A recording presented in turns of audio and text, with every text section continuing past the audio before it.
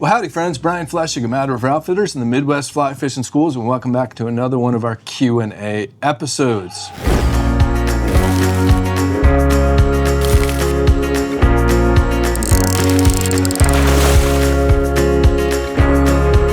As always friends, we really appreciate your questions. In fact, we rely on your questions. If you have questions, you can shoot us over an email at admin@madriveroutfitters.com, or you can pick up the phone. I know it's old school. Pick up the phone and you can give us a call. As you can see, joining me in the studio is the original gangster, apparently.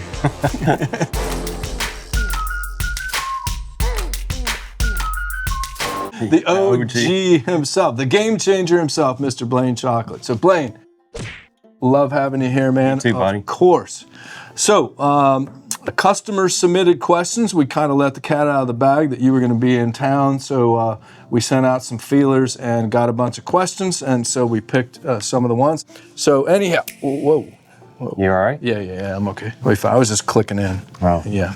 First question today comes to us from John Patch from New Bern, North Carolina. Have you ever been there, New Bern? I have. Wow. John says, Blane, my wife wants to talk to you about my Game Changers addiction. You're in trouble now. Anyway, I see online that you fish a lot for muskie. What other fish do you like to chase? And if you had to rank a few, what would they be? I'm not sure what that means, but what other fish do you like to chase other than muskie? And if you had to rank them, what would they be? That's a tough one. That's a tough one. My favorite fish is the one I'm targeting that day. Yeah, that's... I do like to chase giant fish, and I like to plan trips around migrations of big fish being around, whether it be pre-spawn smallmouth bass in freshwater. I love that. In the salt, I do quite a bit of red fishing, cobia, tarpon, striped bass, pre-spawn smallmouth bass quite a bit, and pike fishing up north. Might find me down in Canada, Saskatchewan, peacock bass or whatever.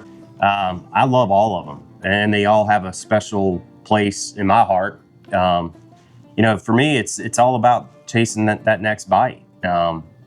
You know, they all are special. I guess if I had to pick a fish, for me, it might be a tarpon. I love tarpon. But I also love the giant redfish I target every year. Pre-spawn smallmouth bass. Summertime smallmouth bass.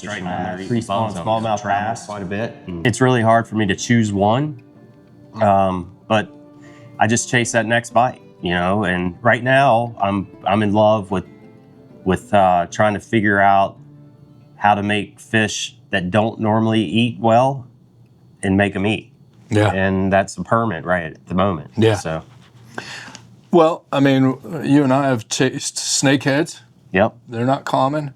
You know, heck, I was up on Lake Erie last week throwing at freshwater drum, which nobody's even heard of. Yeah. Freshwater drum are awesome. Yeah. I mean, it's just pretty much the freshwater equivalent to a black drum. Yeah. And they look very similar. You know, I get that question quite often. What's your favorite trip? There's no way. Or what's your favorite fish? I don't know. And if you had to say, it's hard to rank them, like you say. I mean, it kind of reminds me of the Lyle Lovett song. It says, I love everybody, especially you. And it's the one that I'm fishing for is the one that I love the most. Yep. If I had to pick, and I get this quite often, if you had to pick one more trip, one last trip, what would it be? You know what my answer would wind up being? That answer would not be so much the fish, but if I had one last trip, it would be to go back and visit the people. I agree. Yeah, it's more about, I mean, catching fish is great. Yeah. Lefty always would say, is like, people always say it's not about the fish, but it is. It is. That's why we go there. Yeah. But it's who you share that experience with. No. If I tried to sell a redfish trip and then I flat out said, listen, there aren't really any redfish where we're going, but we're just going to have a really good time, nobody would sign up. Right. So it is about the fish, but then it winds up being about the experience. It winds up being about the people that you're with. It winds up being about the memories that you make. So my last trip, I would probably go back to the Andros Island Bonefish Club because Sean Leeden Danny Newbold, Juliet Newbold, the Leadon family are my family. When I get off the bus at the lodge, I get a big hug and I get a welcome home. And the bonefish would be secondary. I've caught plenty of bonefish in my life. I'm good. Of course, I'm looking for that next bite. But it would be for the experience and for the people that I share it with. But it also might be to the Woodland Plantation, Louisiana, to see Foster and all of my friends down there, and Travis Huckabee. It might be to go share a skiff with Flip and John Tarr, and heck, I never catch any fish down there anyway, so it's all about being with Flip and John Tarr. You catch fish down there. I don't do as well as you do down there. So that's a tough one, but I would say I can vouch for the fact that this man loves to catch big fish. And there are some pictures out there that nobody can see yet because they're going to be on the cover of Fly Fisherman magazine. But the past year or so, you've caught some sick fish. Redfish, a striper that was bigger than this table. Yep. I've been blessed, that's for sure. You have been blessed. But you're also good. You can go ahead and say that. You're also really, really good at what you do. Sweat equity. Yeah. So anyways, John, there you have it. I'm not sure if we answered your question, but if your wife really needs to talk to Blane, have her email me, and I will give her Blane's cell phone number. He'll appreciate that. Christy will probably appreciate that as well. Oh yeah. Anyhow, have her email me, and I'll give you Blane's cell phone number. Well, howdy, friends, and sorry to interrupt, but just want to point out again that here at Mad River Outfitters, we have never taken on sponsors. We don't have companies that are paying us big sums of money to promote their products to you. Everything we do is organic. So we depend on you for support. Maybe think about going over to madriveroutfitters.com. We just got in some new hats, and maybe think about picking up a Mad River Outfitters hat or two. A little bit goes a long, long way. So let's get back to the video. Scott Williams from Salinas, California. You ever been there?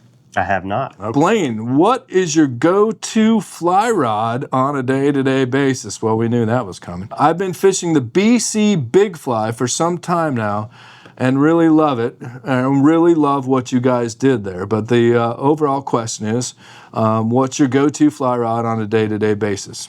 From Scott. Yeah, well, I mean, that rod has been, in the past, until recently, has been the rod. The taper's perfect for me. I'm targeting big fish, and a lot of times those big fish are eating big baits. And the baits I'm throwing, or the flies I'm throwing hybrids or big jerk changers that are... Or even much bigger than this. Yeah. I mean, anywhere from 6 to 12 inches long. And the BC Big Fly was designed to handle flies like that and make it comfortable hours of casting, because sometimes fish don't show themselves and you're searching for them. So you need to be able to stay in that game, don't get fatigued, and be able to repetitively cast into different areas hundreds of times to finally get that bite that I'm personally looking for. And when we get that chance to sight fish, you know, I know how that rod's going to load in wind or different conditions and with different line styles, and that rod's been my key rod. But recently, TFO has been working on a new rod that they just came out with, which is the Moment. And boy, have I had some moments this year with that rod.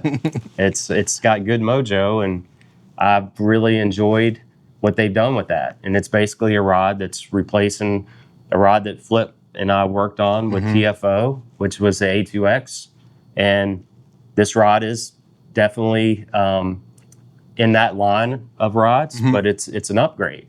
It's a little faster, it's lighter, it recovers quicker, and it handles big flies, it handles big fish, and it's done me right. So when we move forward with the BC Big Fly, which has been out for a number of years now, we're going to be looking at that taper in action to kind of move forward with it, because it handles everything, and it's an upgrade.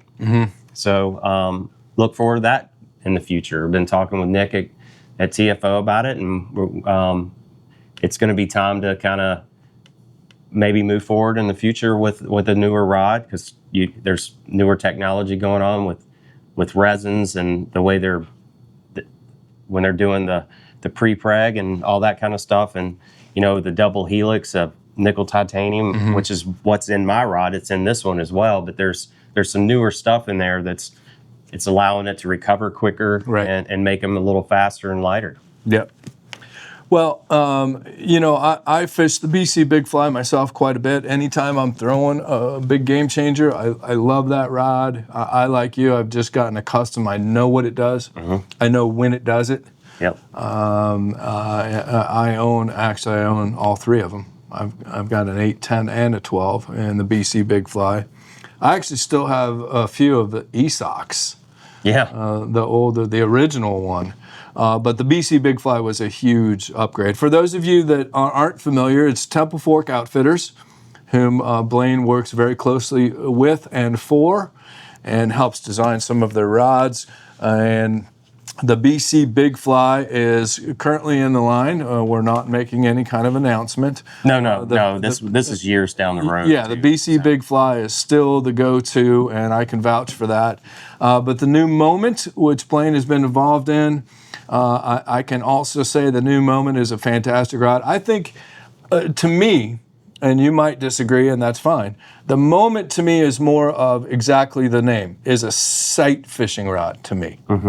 Whereas if I'm doing that the repetitive, not competitive, but repetitive casting of, say, just slinging a 12-inch game changer on a sinking line, the BC Big Fly is going to be in my hand and not the Moment in my case. Yeah, it bends a little deeper. It has this. It has that smoothness, that transition on that. The Moment is it's a quicker rod, so your timing has to be a little bit more precise. Yeah. I mean, but it's like a lot of the rods TFO's made over the years. They design rods for anglers, not just one angler, right? Like the super, super fast rods that are out there, it's not for everybody, right? So even though this is a faster rod, it's still, anyone can pick it up and feel comfortable with it. Yeah, I would agree with that. Yeah. But to answer that question, I mean, day in and day out, and I got a good buddy, Corey, that fishes with me a lot, and we target big redfish and cobia and stuff. I mean, that's his favorite rod for it, and it's because he feels comfortable. He knows the load, and you can feel it load, and that was the whole idea behind that rod in the first place. Right. It's just comfortable. It's easy to cast. Anybody can pick it up, and whether you're a great angler or someone that doesn't fish very often, you're able to feel it, and that's what's important. It's not about a lot of times how quick it recovers, because that means your timing has to be more precise. Right. Well, definitely they're both fantastic rods. In fact, we're going to be talking a little bit more about the Moment. That video may have already been released, I'm not sure, but we will be talking a little bit more about the TFO Moment, which is just hitting shelves here in early summer 2025. In fact, we've had them for about 2 weeks now on the rack out there, and we've put them to the test. I haven't fished them as much as you have, but we are going to fish them tomorrow, and looking forward to fishing that rod in Louisiana coming up, and the Bahamas coming up, and also I think to soapbox a little bit, the Moment, they talk about it being a saltwater rod, and to me, I mean, I was just up on Lake Erie fishing for freshwater drum. I used the Moment sight fishing for drum, and then there is a greater example of sight fishing than what we do around here with carp. I mean, and it's, to me, I wouldn't call it a saltwater rod. I would call it a sight fishing rod, or just a casting rod. Yeah. Because I have moments with carp too. All right, well, there you go, Scott. We'll get you out that hat and the free fly box. Special thanks to Blane Chocklett for being here in the studio with us, and always a pleasure to have him around, and looking forward to many, many, many, many years of filming and fun, and we'll start doing some schools here before too long and all kinds of stuff.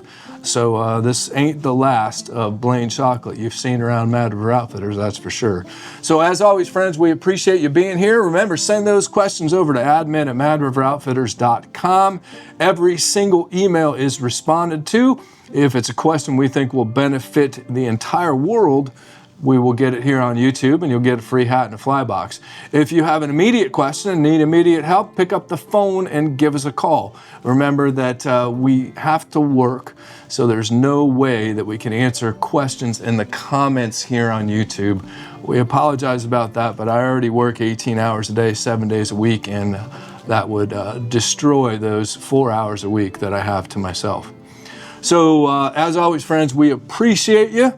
Stay tuned because we've got a ton more fly fishing content coming your way.